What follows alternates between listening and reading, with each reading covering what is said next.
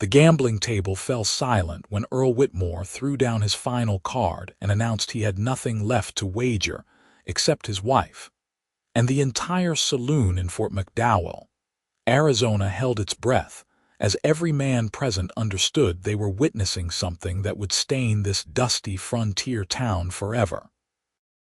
Evangeline Owens stood in the corner of the Red River Saloon, her hands trembling as she clutched a tray of empty whiskey glasses, watching her husband of 3 miserable years gamble away what little dignity she had left.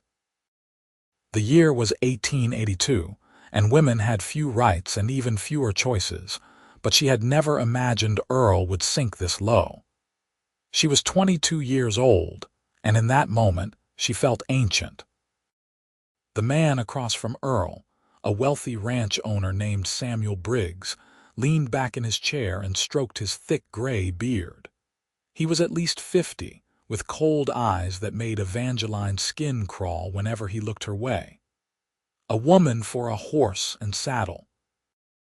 That is the most desperate wager I have heard in all my years, Whitmore." Earl's face was red from whiskey and shame, but desperation drove him forward. "She is a good worker. Cooks, cleans, does not complain much, worth more than any horse." Evangeline felt tears burning behind her eyes, but she refused to let them fall. Not here, not in front of these men who already saw her as less than human. She had grown up in Kentucky, the daughter of a schoolteacher who had died of consumption when she was 16. Her mother had passed 2 years before that. With no family and no prospects, she had accepted Earl's proposal when he passed through town, believing anywhere had to be better than the orphanage where she had been living. She had been so terribly wrong. Samuel Briggs studied his cards, then looked at Evangeline with an appraising expression that made her stomach turn. "Very well. If I win this hand, I take the woman. If you win, Whitmore, you get my finest stallion and the custom saddle I had made in Santa Fe." Before Earl could agree, a chair scraped loudly against the wooden floor. Every head in the saloon turned toward the sound. A tall cowboy stood from a table near the window, his hat casting shadows across his angular face.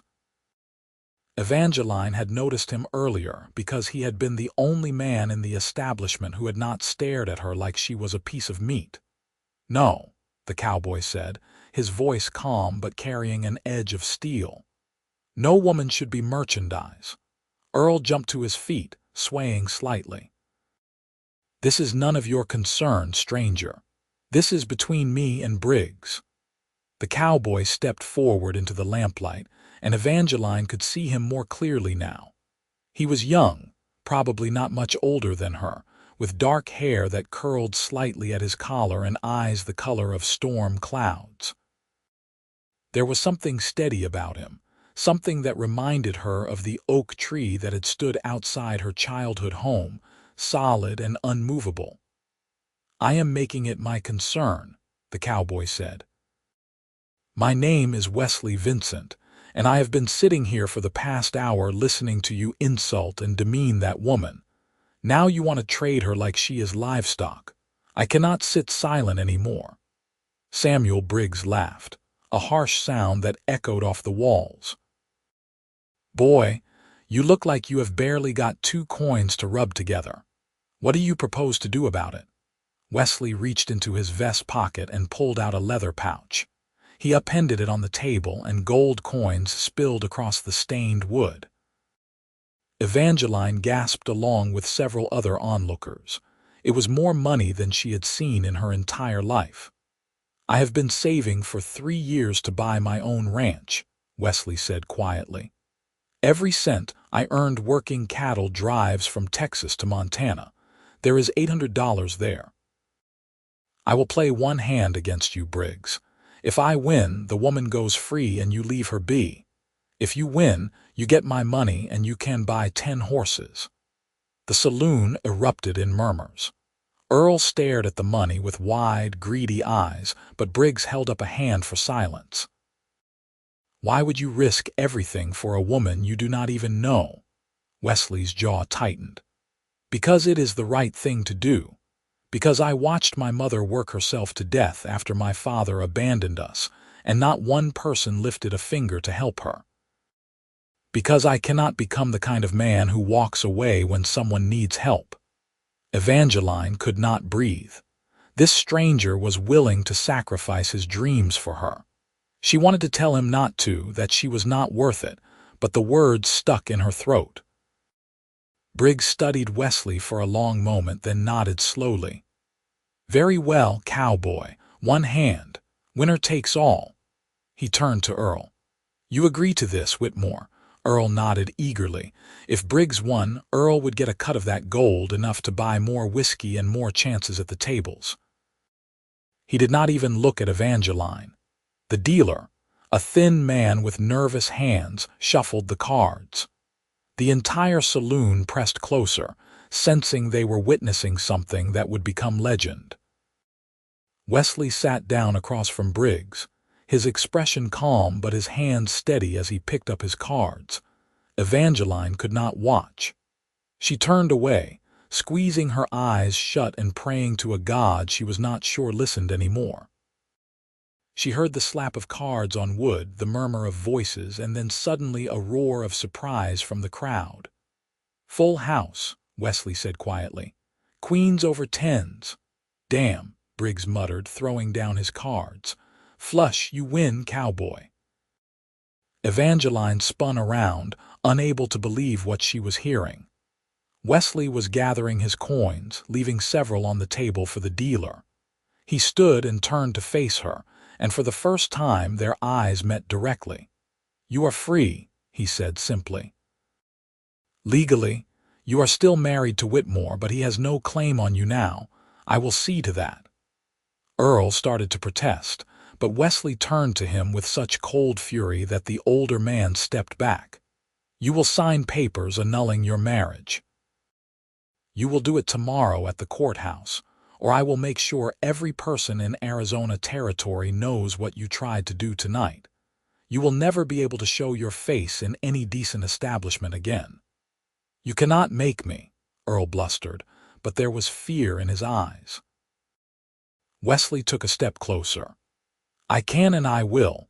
I know men in every town from here to the Mexican border. Try me. Earl looked around the saloon, seeing the disgust on the faces of men who had been his drinking companions. Even in the rough frontier, there were lines a man did not cross. He had crossed them, and everyone knew it. Fine, Earl spat. She was more trouble than she was worth anyway. Wesley's hand shot out faster than Evangeline could follow, grabbing Earl by the collar. Do not speak of her that way. Do not speak to her. Do not look at her. Do not think about her. When you sign those papers tomorrow, you will disappear from her life forever. Understood? Earl nodded frantically, and Wesley released him. The smaller man practically ran from the saloon, and Evangeline knew she would never see him again. The thought filled her with relief so intense she felt dizzy. Wesley turned back to her, and his expression softened. Are you hurt? Did he harm you? Evangeline shook her head, still unable to find words. Everything had happened so fast. 10 minutes ago she had been Earl's property, about to be traded to a cruel old man. Now she was free, saved by a stranger who had risked everything for her. I have a room at the boarding house down the street, Wesley said gently. Mrs. Patterson runs it. She is a good woman. I will pay for a room for you there, somewhere safe where you can rest and figure out what you want to do next. Finally, Evangeline found her voice. Why did you do that? You do not know me. I could be exactly what my husband said I was. Wesley's gray eyes were steady on hers. I know you are a person, not property. That is all I needed to know. He paused, then added softly, and I know the look of someone who has been hurt and is trying to survive. I have seen it in the mirror often enough. Something in those words broke through the wall Evangeline had built around her heart. Tears finally spilled down her cheeks, and she did not bother to wipe them away. Thank you, she whispered. I do not know how I will ever repay you. You do not owe me anything, Wesley said firmly. Come on. Let me take you somewhere safe. He offered his arm, and after a moment's hesitation, Evangeline took it. As they walked out of the saloon together, she felt the weight of dozens of eyes on them, but for the first time in 3 years, she held her head high. The night air was cool against her flushed cheeks, and above them, the Arizona sky was filled with more stars than she could count. Mrs. Patterson was indeed a kind woman, plump and motherly, with sharp eyes that missed nothing. She took one look at Evangeline's tear-stained face and Wesley's protective stance, and asked no questions, simply showing them to a small but clean room on the second floor. There is a lock on the door, she told Evangeline. You are safe here, dear. No man enters my boarding house without my permission, and I am a light sleeper with a shotgun under my bed. Evangeline managed a weak smile. Thank you, madam. After Mrs. Patterson left, Wesley lingered in the doorway. I will be just down the hall if you need anything. Tomorrow we will go to the courthouse and make sure Earl signs those papers. After that, you can decide what you want to do. If you want to go back east, I can help arrange travel. If you want to stay here, I can help you find work. Whatever you choose, you will be free to choose it. Evangeline studied this stranger who had become her savior. In the better light of the boarding house, she could see the kindness in his face, the strength in his bearing. He was handsome in a rough-hewn way, with a scar along his jawline and calluses on his hands that spoke of hard work. But it was his eyes that captured her, the way they looked at her like she was a real person worthy of respect. Why are you being so kind to me? She asked again, needing to understand. Wesley was quiet for a moment, his gaze distant. My mother was not much older than you when my father left us in a mining camp in Colorado. I was 8. My sister was 5. My mother did laundry and took in sewing, worked herself to the bone trying to keep us fed. Men would offer to help her, but their help always came with conditions she could not accept. She died when I was 14, worn out and used up by a world that saw her as something to exploit. I swore then that if I ever had the chance to help someone the way no one helped her, I would do it. Evangeline felt fresh tears welling up. I am so sorry. It was a long time ago, Wesley said, though the pain in his voice suggested otherwise. My sister Sarah, she married a good man in Denver. She is happy now, has 3 children. That is what keeps me going on hard days, knowing she at least got a good life. And what about you? Evangeline asked softly. What kind of life do you have? Wesley smiled, but it was tinged with sadness. I have been drifting mostly, working cattle drives, taking whatever jobs I can find. Saving money for that ranch I told you about. I want a place of my own, somewhere I can put down roots and maybe have a family someday. Somewhere I can be the kind of man my mother believed I could be. You already are, Evangeline said firmly. What you did tonight, that took more courage than anything I have ever seen. Wesley looked surprised by her words, then pleased. Get some rest, Evangeline. Tomorrow will be better, I promise. He left, closing the door gently behind him. Evangeline locked it as Mrs. Patterson had instructed, then sank down onto the bed. It was the first time in 3 years she had been able to lock a door, to know she was truly safe. She should have felt relieved, but instead she felt overwhelmed by everything that had happened. She thought about Wesley's story, about his mother and sister, about the dreams he had sacrificed to save her. $800, 3 years of backbreaking work, and he had risked it all on a single hand of cards for a woman he did not know. Evangeline lay back on the clean sheets and stared at the ceiling. For the first time since her father died, she felt something other than despair. She felt hope, fragile as a soap bubble but real nonetheless. And she felt something else, something she was not quite ready to name. When she thought about the gray-eyed cowboy down the hall who had called her by her name and treated her like a human being. She did not sleep much that night, but it was not fear that kept her awake. It was the strange, unfamiliar feeling of possibility. The next morning, Evangeline woke to sunlight streaming through the window and the smell of coffee and bacon drifting up from downstairs. For a moment, she was disoriented, unable to remember where she was. Then the events of the previous night came flooding back, and she sat up quickly, her heart pounding. It had not been a dream. She was free. There was a soft knock at her door. "Miss Owens, it is Mrs. Patterson. I have brought you some breakfast and some clothes. I think we are about the same size." Evangeline hurried to unlock the door.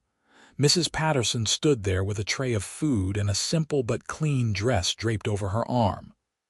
"I thought you might want something fresh to wear to the courthouse," the older woman said kindly. "Thank you," Evangeline said, accepting both offerings. "You are very generous." Mrs. Patterson waved a hand dismissively. "That cowboy, Mr. Vincent, he paid me well for your room and board, said you were to have whatever you needed. He is a good man, that one, hard to find in these parts." After Mrs. Patterson left, Evangeline ate her breakfast, surprised by how hungry she was. The food was simple but delicious, and she savored every bite. Then she washed using the basin and pitcher in the room and changed into the dress Mrs. Patterson had provided.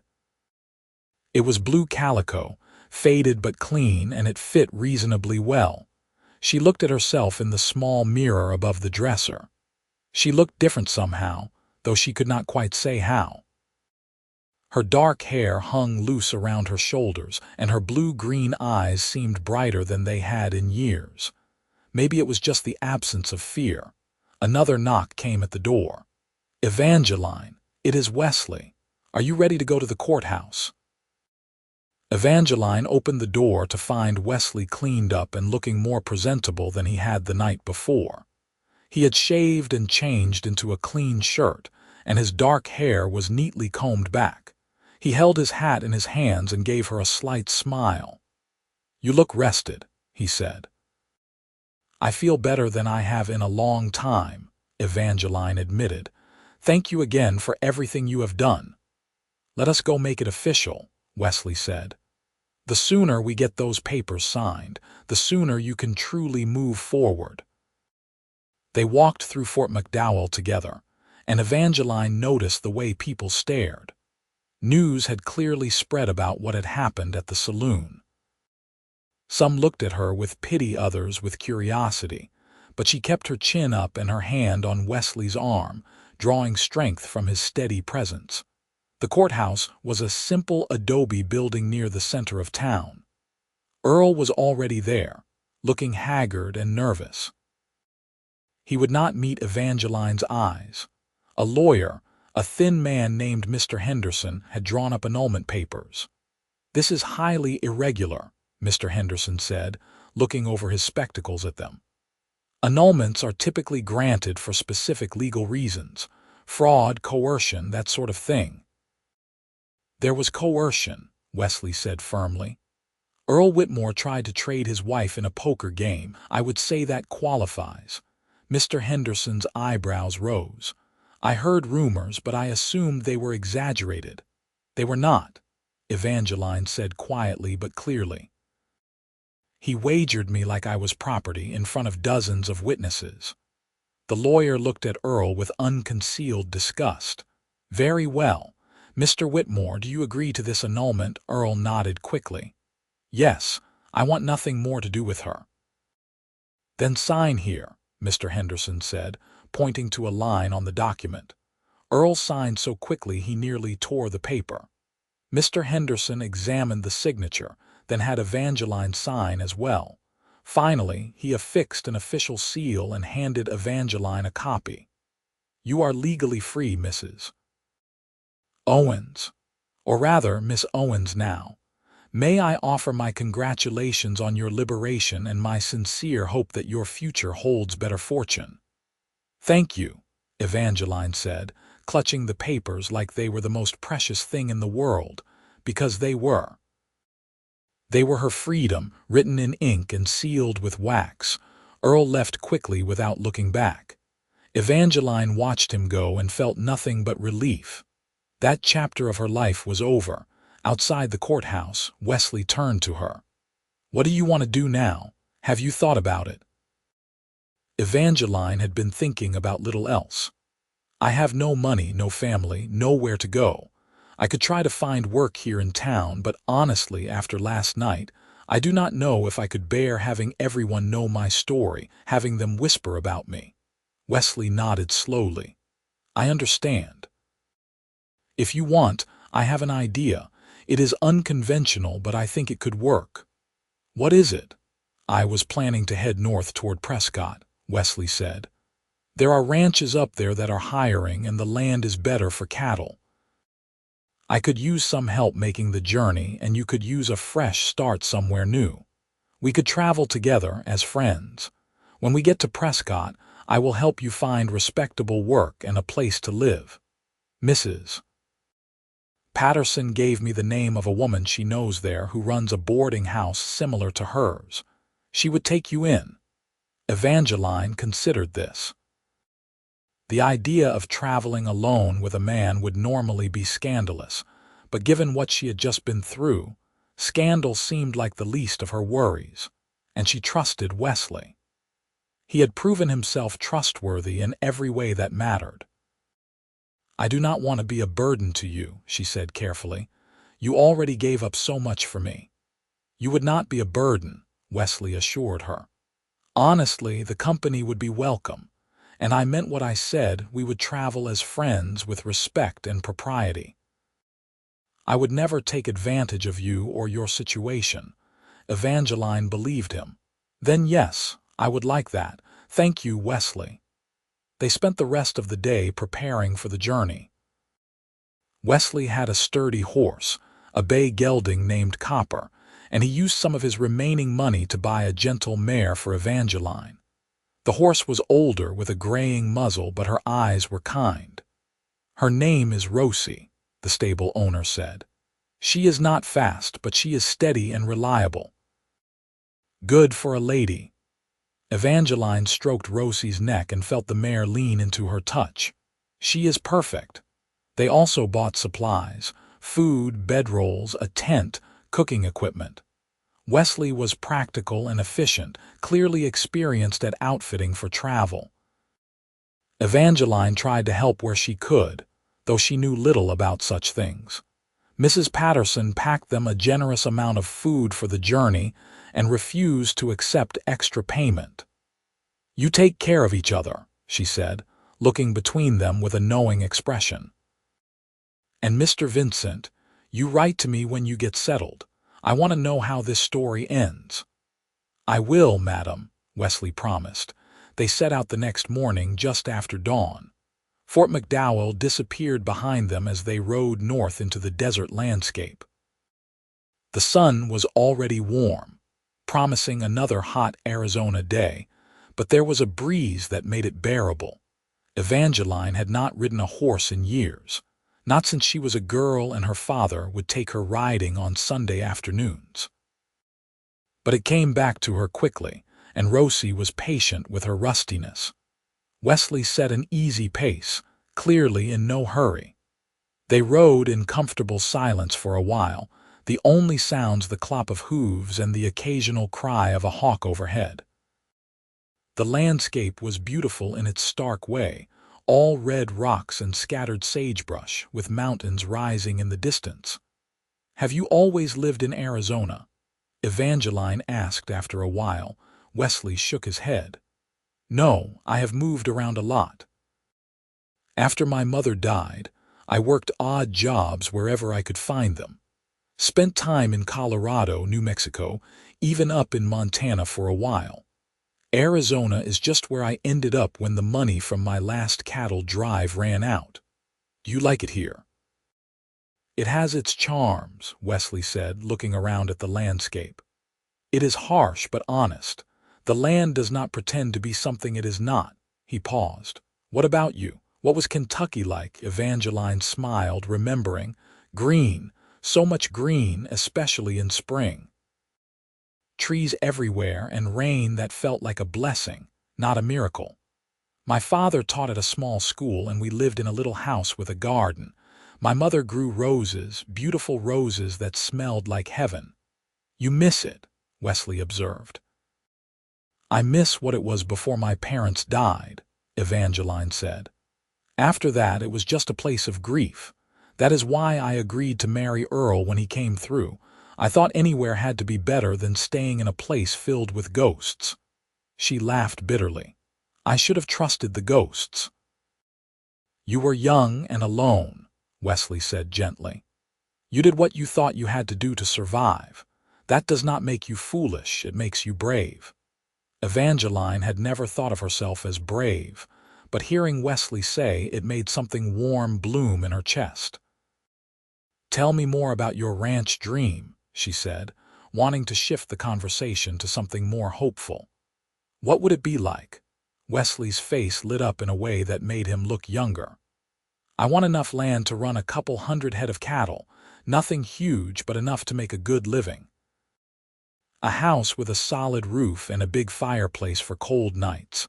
A barn for the horses. Maybe some chickens, a vegetable garden.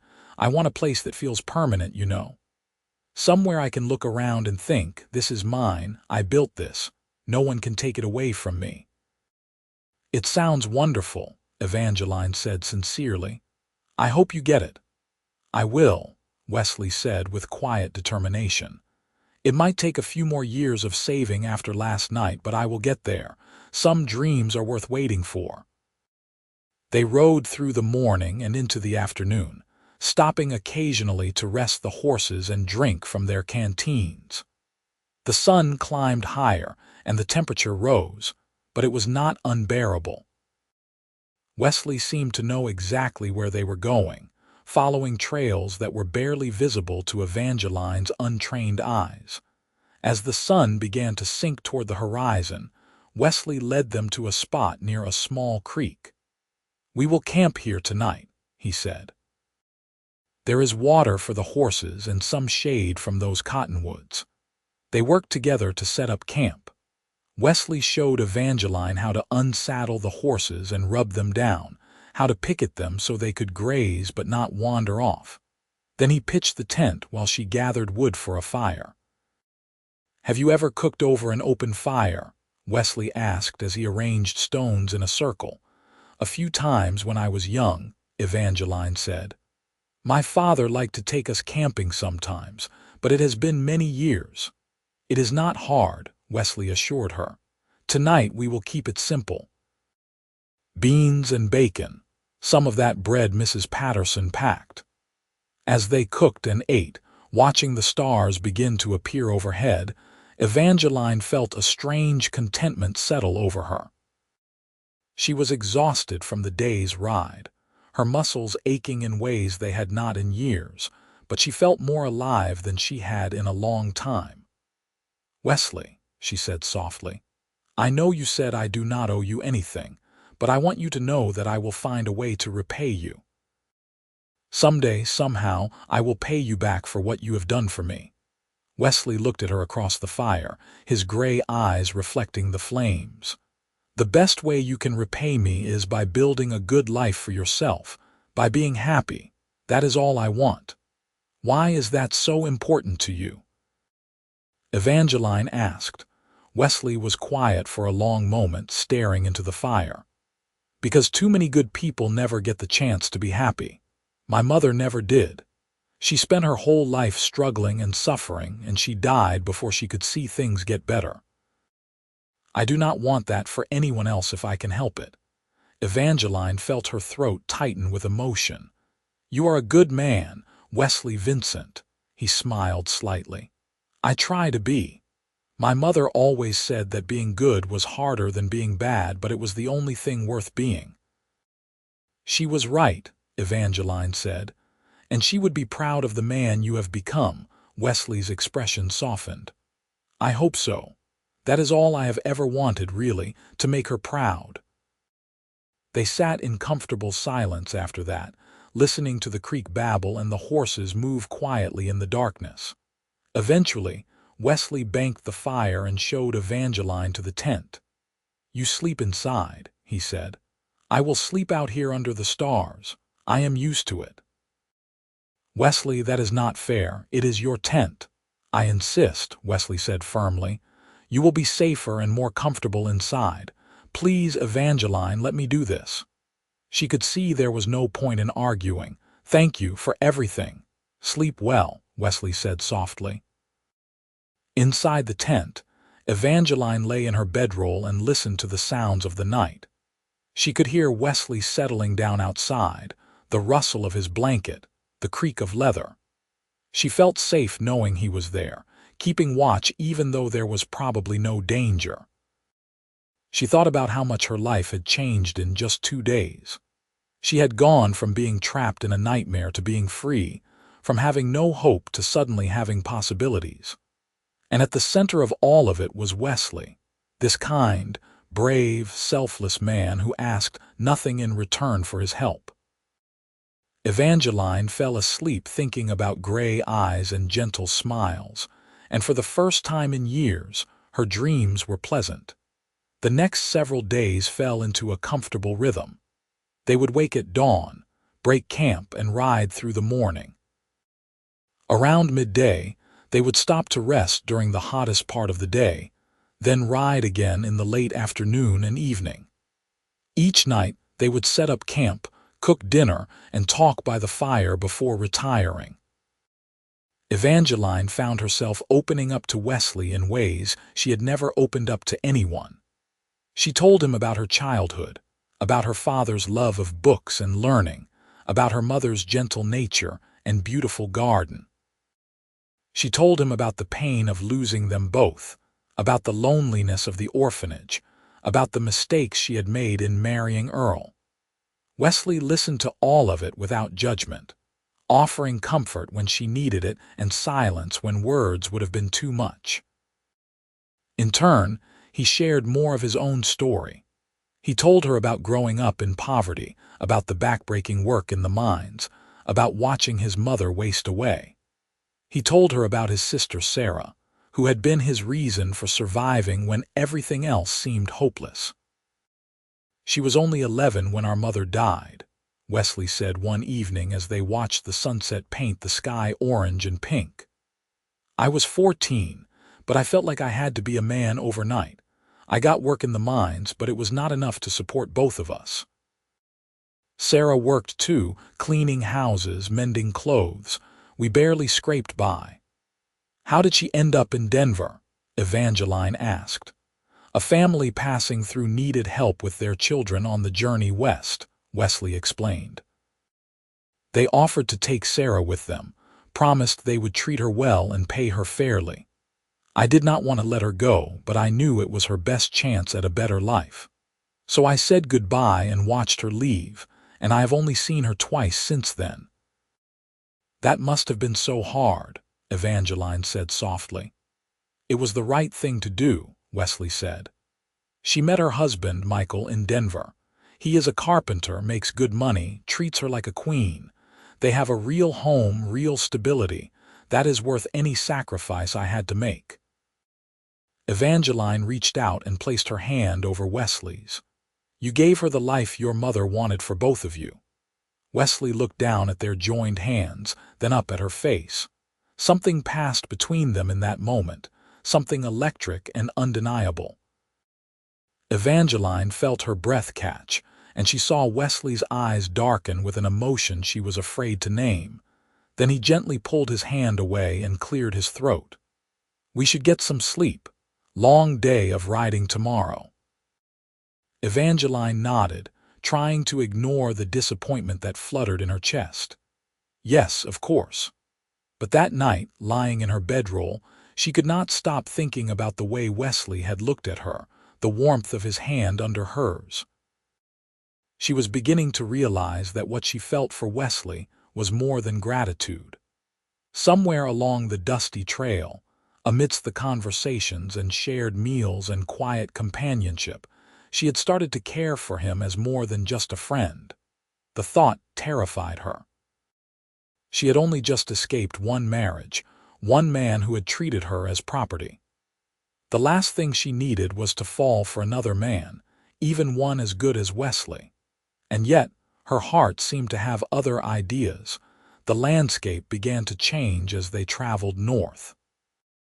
The desert gave way to higher elevations, with more trees and cooler temperatures. They passed through small settlements and trading posts, always stopping briefly to replenish supplies but never lingering. Wesley seemed eager to reach Prescott, though Evangeline found herself wishing the journey would last longer. One afternoon, about a week into their journey, they came across a homestead that looked abandoned. The small house was falling apart, the roof partially caved in, but there was a well that still functioned and a corral that could hold the horses. "We can stay here tonight," Wesley said, examining the structure. "At least we will have some walls around us." They set up camp in what had once been the main room of the house. Most of the roof was gone, but one corner still provided some shelter. As Wesley started a fire in the old stone fireplace, Evangeline explored the ruins. She found remnants of a life once lived here: a rusted pot, a broken chair, a faded ribbon that might have belonged to a little girl. It made her sad, thinking about whoever had lived here and what had driven them away. "Happens a lot out here," Wesley said when she mentioned it. "People come west with dreams, but the land is harder than they expect. Or they run out of money, or get sick, or just give up. This territory is full of abandoned dreams." "Is that what you think happened here?" Wesley shrugged. "Maybe, or maybe they moved on to something better. We cannot know." They cooked dinner and ate while sitting on the old stone hearth. The fire crackled pleasantly, and through the gaps in the roof, they could see stars beginning to appear. "Tell me more about your ranch dream," Evangeline said. "If you could have anything, what would it look like?" Wesley smiled, that faraway look entering his eyes again. "I already told you most of it, but I suppose if I am dreaming big, I would want a partner. Someone to share it all with. Someone who would not just be there, but who would help build it, who would care about it as much as I do." "You mean a wife," Evangeline said softly. "Maybe," Wesley admitted. "I have never thought much about marriage. After seeing what my mother went through, I always figured I would be better off alone. But lately, I have been thinking that maybe the problem was not marriage itself, but finding the right person. Someone you respect and who respects you. Someone you can talk to, laugh with. Someone who makes you want to be better." Evangeline's heart was beating so hard she was sure Wesley could hear it. "That sounds like a good dream." Wesley turned to look at her, and in the firelight his eyes were intense. "Evangeline, I need to tell you something." "What is it?" He hesitated, as if gathering courage. "These past days, traveling with you, getting to know you, it has been the best time I have had in years. You are smart and brave and kind, and you make me laugh. You make me think about things I thought I had given up on." Evangeline could barely breathe. "Wesley." "I know the timing is terrible," he continued quickly. "You just got out of a bad marriage. You are still figuring out what you want from life. The last thing you need is me complicating things. But I had to tell you because keeping it inside was becoming impossible. I care about you, Evangeline. More than I should, probably, but I cannot help it." For a moment, Evangeline could not speak. Joy and fear warred inside her. She wanted to tell him she felt the same way, that she had been falling for him mile by mile, conversation by conversation. But part of her was terrified, remembering the pain Earl had caused, the way she had trusted the wrong man before. "I care about you too," she finally said, her voice barely above a whisper. "But I am scared, Wesley. I am scared of making another mistake, of trusting the wrong person again." Wesley nodded slowly. "I understand, and I do not want to push you into anything. We can just keep going the way we have been as friends. When we get to Prescott, I will help you get settled and then we can see what happens. No pressure, no expectations. I just wanted you to know how I felt." Evangeline looked at this good, honest man sitting across from her, and she made a decision. "I do not want to wait until Prescott. I have spent too much of my life being afraid, letting fear make my choices for me. Yes, I am scared, but I also know that you are nothing like Earl. You have shown me nothing but kindness and respect. You see me as a person, not as property. And I trust you, Wesley. I trust you in a way I never trusted him." "What are you saying?" Wesley asked, hope dawning in his expression.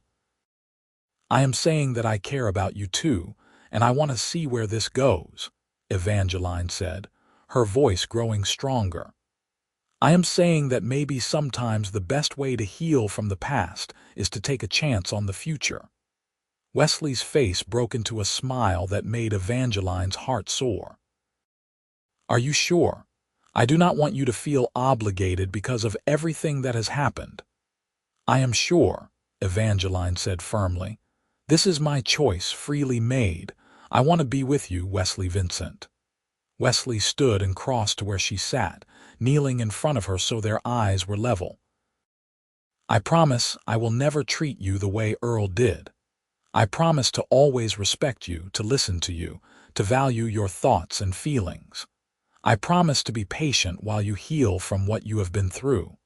And I promise that I will spend every day trying to be worthy of your trust." Tears were streaming down Evangeline's face, but they were good tears, happy tears. "You already are worthy of it. You already are everything I could have hoped for." Wesley reached up and gently wiped away her tears with his thumb. "May I kiss you?" "Yes," Evangeline breathed.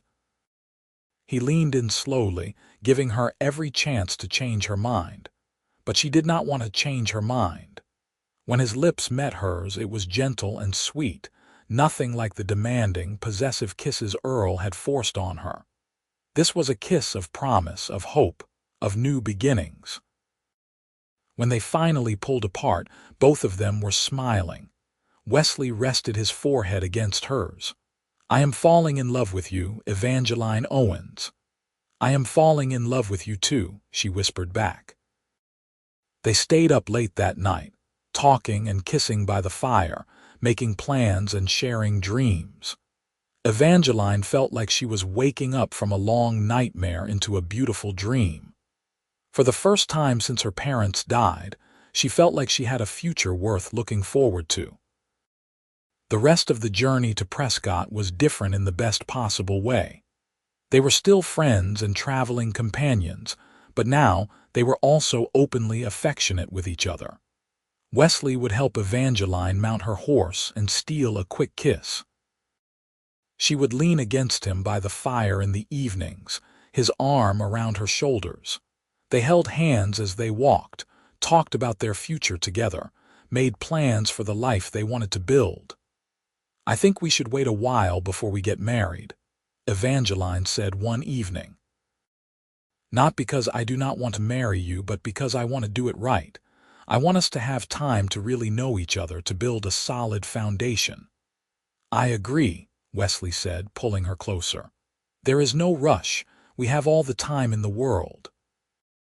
"And I want to contribute," Evangeline continued. "I do not want you to feel like you are taking care of me. I want to work to save money to help build our future together." Wesley kissed the top of her head. "I would not want it any other way. We will be partners in everything." They reached Prescott on a warm afternoon in early June. The town was larger than Fort McDowell, more established, with real streets and solid buildings. The mountains rose around them, covered in ponderosa pines that made the air smell sweet and clean. Wesley had been here before and knew his way around. He took them straight to a boarding house run by a woman named Mrs. Caroline Shaw, the friend Mrs. Patterson had mentioned. Mrs. Shaw was a stern-looking woman with kind eyes, and she welcomed them warmly after hearing they came recommended by her old friend. "I have a room available," Mrs. Shaw said, looking between Wesley and Evangeline with a knowing expression. Just one, two, Wesley said firmly. We are courting, but we are not married yet. We want to do things properly. Mrs. Shaw smiled approvingly. I respect that. I have 2 rooms available, right next to each other. And Miss Owens, if you are looking for work, I could use some help around here. The boarding house has been doing well, almost too well. I need someone to help with cooking and cleaning and managing the guests. I would be grateful for the work, Evangeline said. Thank you. Over the next few weeks, they settled into their new life in Prescott. Evangeline worked for Mrs. Shaw, learning the ins and outs of running a boarding house. She was good at it, her natural kindness and organizational skills making her a favorite with the guests. Wesley found work on a ranch just outside town, doing exactly the kind of cattle work he loved. They saw each other every evening, sharing dinner at the boarding house and then taking long walks through town. Wesley courted her properly, the way she deserved, bringing her wildflowers and taking her to church socials. Evangeline bloomed under his affection, becoming more confident and sure of herself. One Sunday, about 2 months after they arrived in Prescott, they went on a picnic in the mountains. Wesley had packed a basket of food, and they rode out to a beautiful meadow filled with wildflowers, with a view of the valley below. As they sat on a blanket eating Mrs. Shaw's fried chicken, Wesley pulled something from his pocket. It was a small wooden box, carefully carved with a pattern of flowers. I made this, he said, handing it to Evangeline. It is not much, but I wanted you to have something from me. Evangeline opened the box and gasped. Inside was a ring, simple but beautiful, made of silver with a small turquoise stone. I know we said we would wait, Wesley said quickly. And we do not have to get married right away. But I wanted to ask you properly, wanted you to know that I am serious about this, about us. Evangeline Owens, will you marry me? Will you build a life with me, be my partner in all things? Evangeline was crying again, but they were happy tears. Yes, she said, laughing through her tears. Yes, I will marry you. I would be honored to be your wife. Wesley slipped the ring onto her finger, and it fit perfectly. Then he kissed her, long and deep, and Evangeline felt like her heart might burst from happiness. They decided to get married in the fall, after the hot summer months had passed, and Wesley had saved a bit more money. It would give them time to plan, to settle into their life together, to be absolutely certain this was what they both wanted. But as the weeks passed, Evangeline found her certainty only growing stronger. Wesley was everything Earl had not been: kind, respectful, supportive, loving.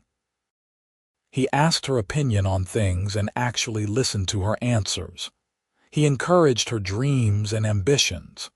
He treated her as an equal partner, not as property or a servant. Mrs.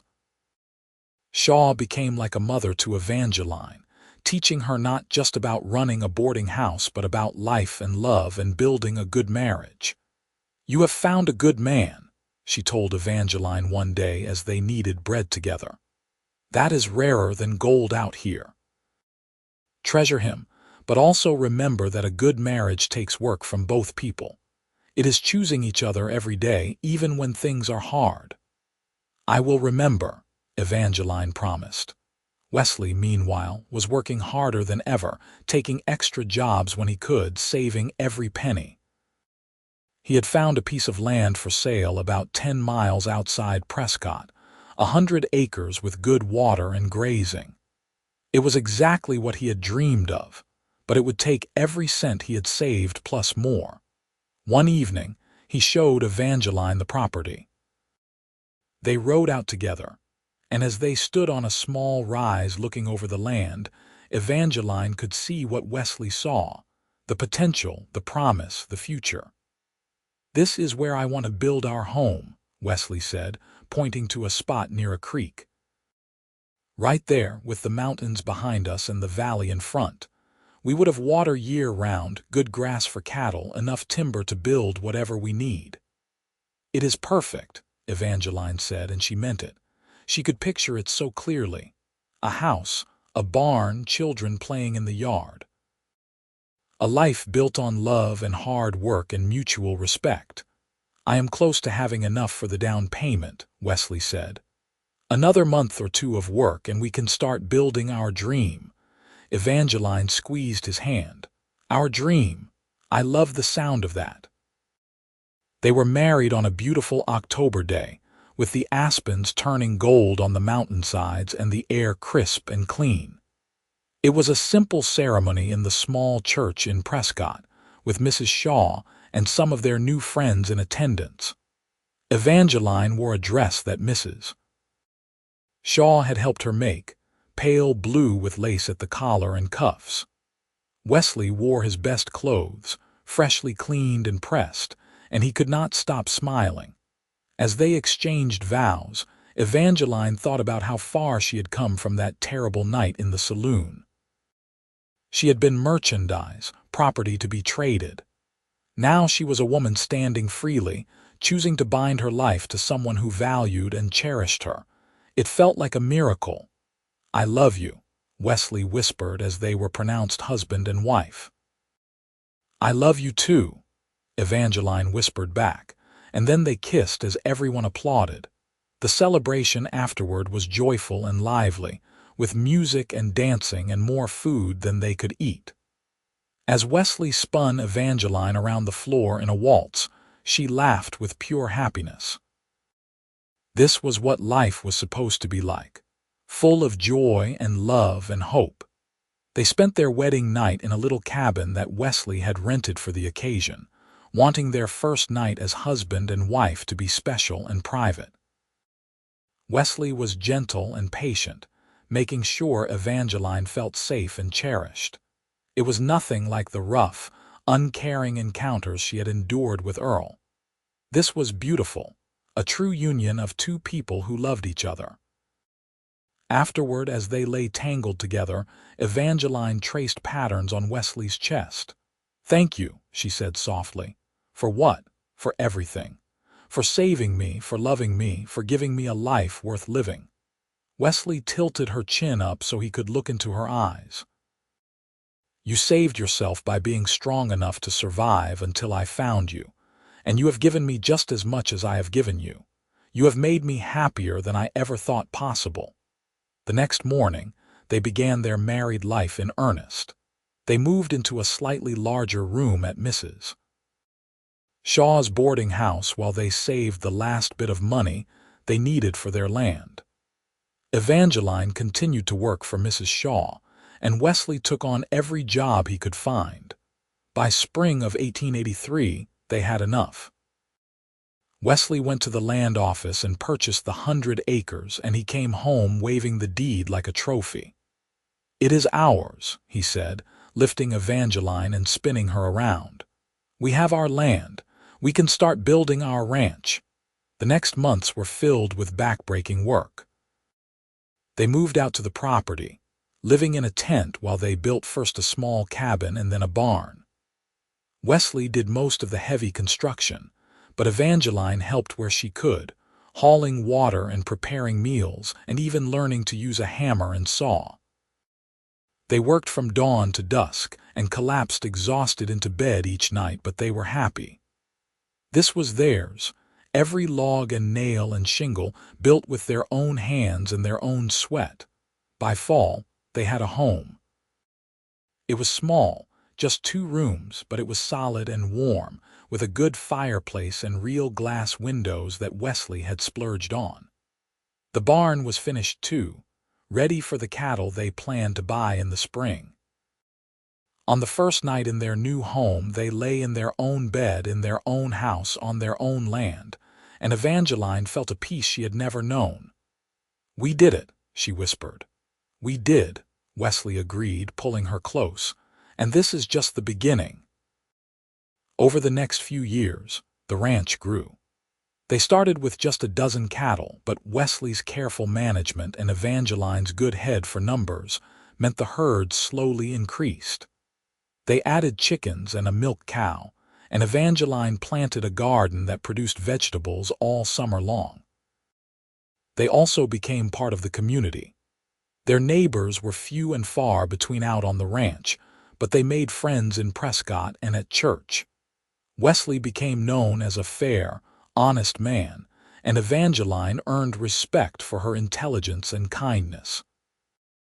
In the spring of 1885, Evangeline discovered she was pregnant. She had been feeling unwell for weeks, and when the doctor in Prescott confirmed her suspicions, she was both thrilled and terrified. Wesley was overjoyed when she told him. He lifted her carefully, mindful of the baby, and kissed her soundly. "We are going to be parents," he said, his voice thick with emotion. "Our child, Evangeline. A family." The pregnancy was not easy. Evangeline suffered from terrible sickness in the early months and spent much of her time resting. Wesley took over all the heavy work, insisting she do nothing that might endanger the baby. He was attentive and caring, bringing her tea and reading to her in the evenings. As her belly grew, so did their excitement. They talked endlessly about names and what the child might be like. Wesley hoped for a healthy baby, boy or girl, while Evangeline found herself dreaming of a son with Wesley's gray eyes and gentle nature. The baby came in early December, during a cold snap that had snow falling softly outside. Mrs. Shaw came to help with the birth, and Wesley paced nervously in the other room while Evangeline labored. It was long and difficult, but finally, in the early hours of the morning, their son was born. He came into the world screaming lustily, and when Wesley was called in to meet him, there were tears streaming down his face. "He is perfect," Wesley whispered, holding the tiny bundle carefully. "Absolutely perfect." They named him William Thomas Vincent after both of their fathers. He had a tuft of dark hair and eyes that would eventually turn gray like his father's. Evangeline watched Wesley hold their son and felt her heart overflow with love for both of them. The first year of William's life was exhausting but wonderful. He was a good baby, generally happy and healthy, and watching Wesley become a father was one of Evangeline's greatest joys. He was patient and gentle, changing diapers and walking the floor at night when William fussed. He sang lullabies in a surprisingly sweet voice and told stories about the ranch and the land they would one day pass on to their son. When William was about 18 months old, Evangeline discovered she was pregnant again. This time, the pregnancy was easier, and in the spring of 1887 they welcomed a daughter. She was smaller than William had been, with a cap of blonde hair that surprised them both. "She looks like you," Wesley said, gazing down at the baby in wonder. "She has your eyes and your mouth." They named her Elena Rose Vincent, after Evangeline's mother and the roses she had loved. Elena was a quieter baby than William had been, more content to observe the world around her with solemn blue-green eyes. The ranch continued to prosper. By 1889, they had over 100 head of cattle and had expanded the house to include 2 more rooms for the children. Wesley had become a respected rancher in the territory, and Evangeline had earned a reputation as one of the best horse trainers around, able to gentle even the most spirited animals with patience and kindness. Life was not always easy. There were droughts that tested their resources, harsh winters that took some of their cattle, and the endless hard work that came with ranch life. But they faced every challenge together, as partners, and their love only deepened with time. One evening, as they sat on the porch watching William and Elena play in the yard, Wesley took Evangeline's hand. "Do you remember that night in Fort McDowell, when I first saw you in the saloon?" "Of course," Evangeline said. "How could I forget?" "Sometimes I think about how different our lives would be if I had not spoken up that night," Wesley said quietly. If I had just stayed silent and let Earl trade you to Briggs. Evangeline shuddered at the thought. I do not like to think about it. That life feels like it belonged to someone else now. You have come so far, Wesley said, squeezing her hand. You were so scared and beaten down that night, and now look at you. You are confident and strong and happy. You are an amazing mother and an incredible partner. I am so proud of you. Evangeline felt tears prick her eyes. I could not have done any of it without you. You gave me the chance to become this person. You believed in me when I did not believe in myself. We saved each other, Wesley said simply. And we built this life together. That is what I am most proud of. They sat in comfortable silence, watching the sun set over the mountains, their children's laughter ringing in the air. Evangeline thought about all the years that had passed since that terrible night in the saloon, all the miles they had traveled, all the obstacles they had overcome. She thought about the woman she had been then, frightened, hopeless, believing she had no value beyond what men assigned to her. And she thought about the woman she was now, strong, capable, loved and loving, with a family and a home and a future bright with promise. I love you, she said to Wesley, as she had said 1,000 times before and would say 1,000 times again. I love you too, he replied, pulling her close. Always and forever. The years continued to pass, marked by the changing seasons and the growth of their children. William grew into a serious, hard-working boy who loved the ranch as much as his father did. Eleanor was more bookish, always with her nose in whatever books they could acquire, dreaming of faraway places even as she loved her home.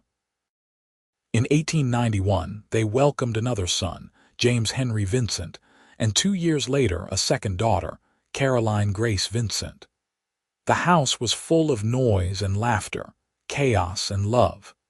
Wesley proved to be as wonderful a father to 4 as he had been to 1, patient and kind but firm when necessary. Evangeline discovered she had a gift for teaching, and she began tutoring not just her own children but several of the neighbors' children as well.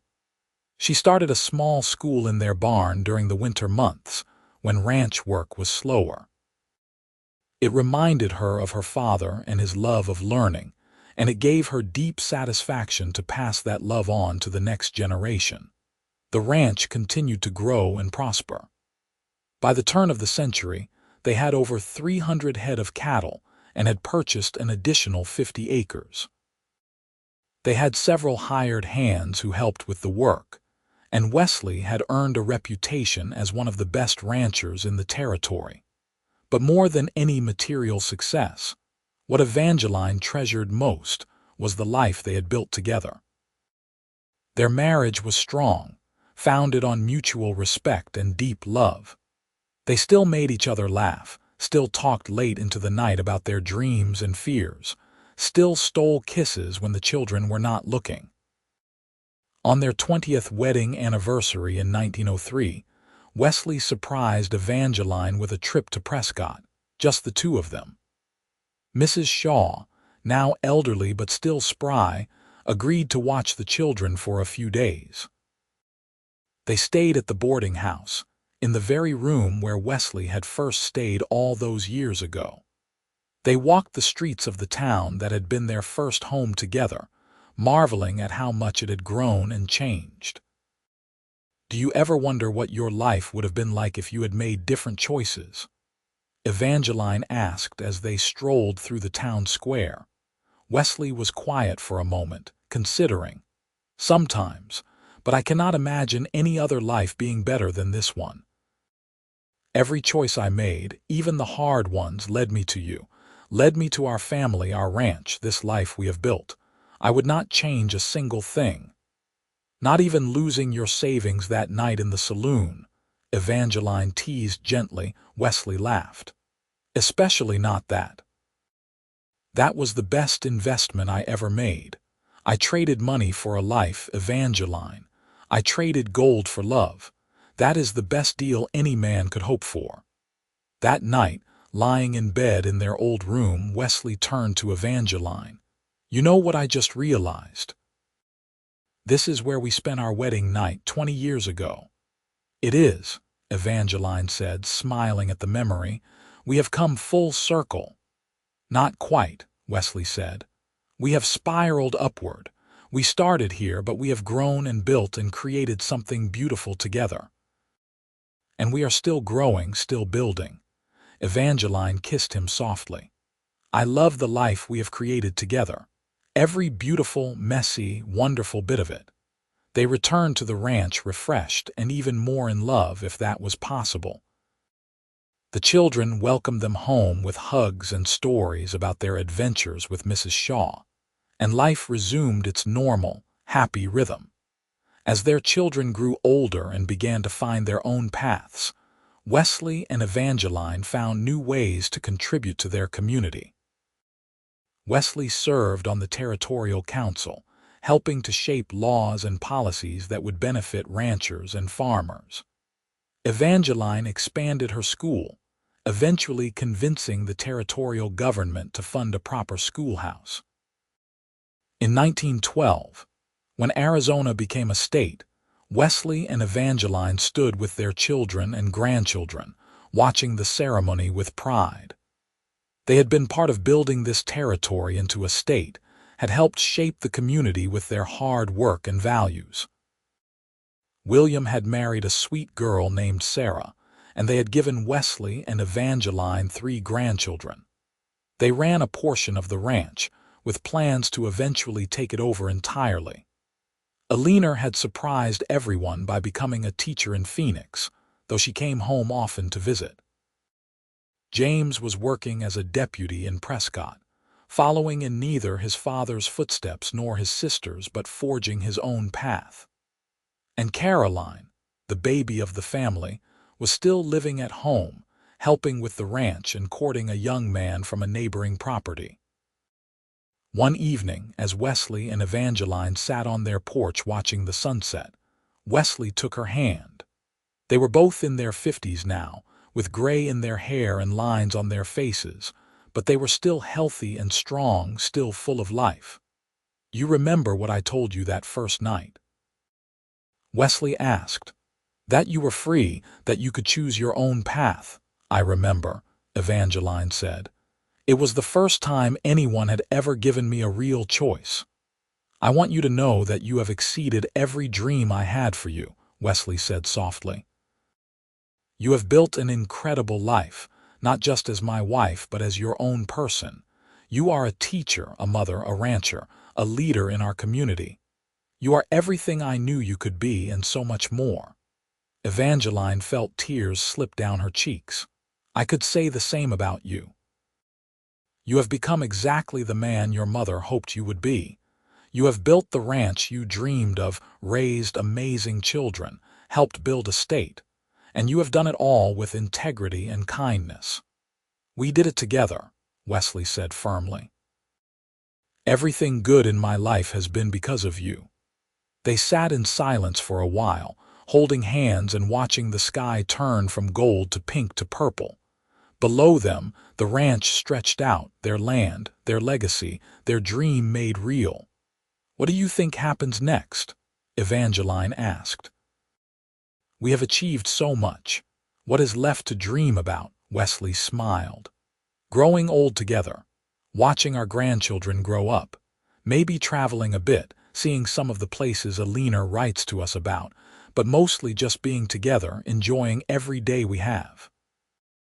That sounds perfect, Evangeline said, leaning her head on his shoulder. And it was perfect. As the years continued to pass, Wesley and Evangeline remained devoted to each other.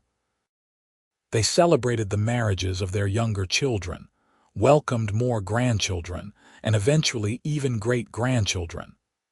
They traveled some, visiting Alina in Phoenix and taking a memorable trip to Denver to see Wesley's sister Sarah, now elderly herself, but still sharp and lively.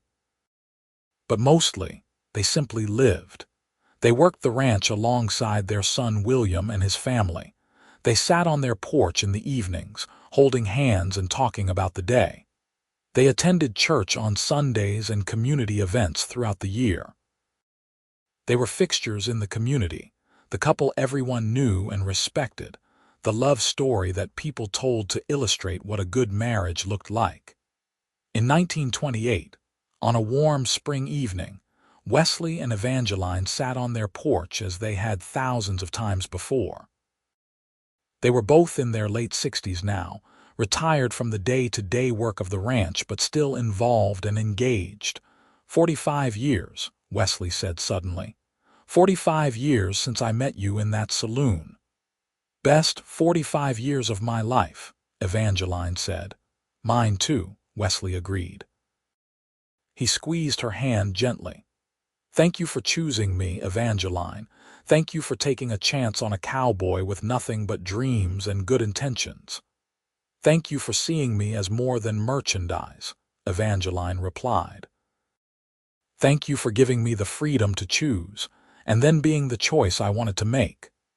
They sat together as the sun set over the mountains, painting the sky in shades of gold and crimson.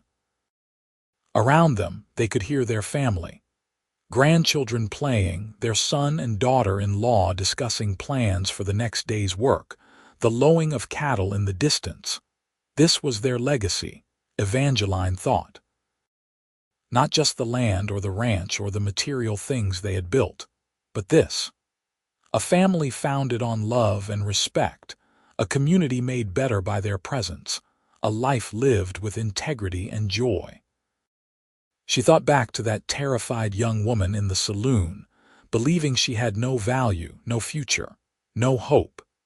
If she could speak to that woman now, she would tell her to hold on, that rescue was coming in the form of a gray-eyed cowboy with a good heart. She would tell her that she was so much stronger than she knew, that she had so much to offer the world, that her story was just beginning. "What are you thinking about?" Wesley asked softly. "About how far we have come," Evangeline said.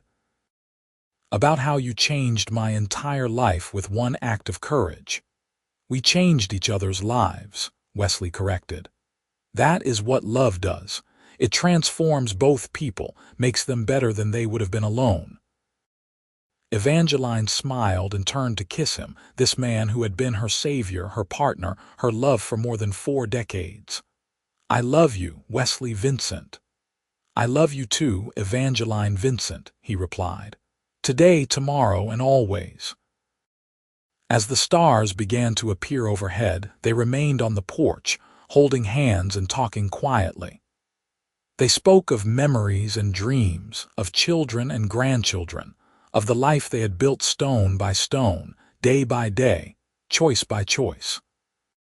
The night grew darker, and eventually they went inside to the house they had built together, the home filled with love and laughter and the echoes of a life well lived.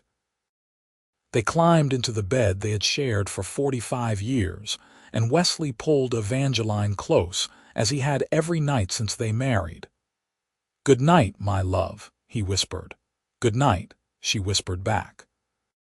And in the darkness of their room, surrounded by the fruits of their labor and the love they had cultivated, Wesley and Evangeline Vincent drifted off to sleep, grateful for the past, content in the present, and confident that whatever the future held, they would face it together as they had faced everything else, hand in hand, heart to heart, partners in all things until the end of their days. Their story, which had begun with an act of courage in a dusty saloon in Fort McDowell, had become a testament to the power of love, respect, and the simple but profound belief that no person should ever be treated as merchandise, and that everyone deserves the chance to choose their own path and build their own dreams. And they had done exactly that, creating not just a ranch or a family, but a legacy of love that would echo through generations long after they were gone.